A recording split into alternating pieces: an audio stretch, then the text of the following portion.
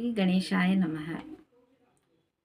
இன்றைக்கு ஹனுமான் சாலிசா பற்றி கொஞ்சம் சொல்ல போகிறேன், விவரம் சொல்ல போகிறேன்.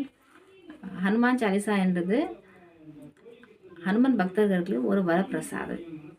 எப்படின்னா, ஹனுமான் சாலிசா வந்து ஹிந்தியில் எழுதப்பட்டது. யார் எழுதினார் அப்படின்னா துளசிதாசர் எழுதினார். எப்போ எழுதினார்? 15,000ல் எழுதினார். அப்போவே எழுதுனது அவ்வளோ சக்தி வாய்ந்த மந்திரம். எப்படின்னா, ஹனுமான் சாலிசான்னு ஏன் சொல்கிறோன்னா, அது ஹிந்தியில் சாலிஸ்னா 40. ஹனுமான் அது எல்லாருக்கும் தெரியும். அவர் ராம பக்தர். ஹனுமான் என்று ஏன் பேர் வந்தது அப்படின்னா, ஹனுமான்னா ஹனுன்னா இந்த தாவடு இருக்கும் இல்லையா, அங்கே வந்து அவருக்கு இந்திரன் கெட்டிந்து ஒரு வாட்டி இந்திரனுக்கும் ஹனுமானுக்கும் சண்டை வந்து அங்கே வந்து காயப்பட்டுருச்சு. காயப்பட்டும் போது அவருக்கு வந்து அங்கே கொஞ்சம் வீங்கிடுச்சு. அதனால ஹனு அப்படின்னு சொல்கிறது. ஏன்னா காயம் அப்படிங்கிறது காயப்பட்டுருச்சு அவருக்கு. அதனால அந்த பேர் ஹனுமான் அப்படின்னு வந்தது. ஆனால் அவருக்கு நிறைய பேர் ராமதூதர், ஏன்னா ராமருக்கு தூதராக அவர் இருந்தார். பவனபுத்திரன்னு சொல்கிறாங்க. ஏன் அப்படின்னா காற்றோடைய மைந்தன்.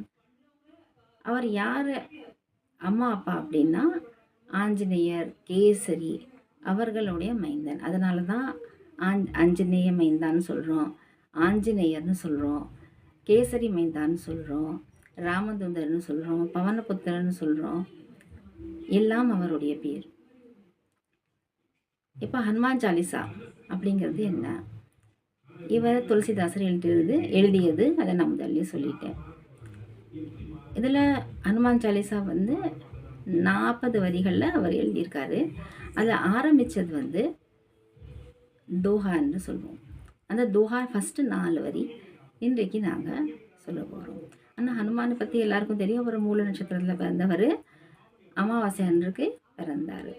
அந்த 4 வரி என்ன சொல்கிறது அப்படின்னா, ஸ்ரீ குரு சரண சரோஜரஜ் நிஜ்மன் முகுரு சுதார் வருணோ ரகுவர் விமலியஷ் ஜோதாயக் பலிச்சார். இதுக்கான விவரம் நாங்கள் அடுத்த வீடியோவில் கொஞ்சம் கொஞ்சமாக விவரம் சொல்லுவோம். பிடிச்சவங்க இதை சப்ஸ்கிரைப் பண்ணுங்கள். 40 லைனில் நாங்கள் வந்து விவரமாக சொல்லுவோம். அதை வந்து நீங்கள் சப்ஸ்கிரைப் பண்ணிங்கன்னா எல்லா வீடியோவும் உங்களுக்கு கிடைக்கும். ஹனுமனை பற்றியான விவரங்கள் தெரிஞ்சிக்க விரும்புகிறவங்க நீங்கள் சப்ஸ்கிரைப் பண்ணுங்கள், லைக் பண்ணுங்கள்.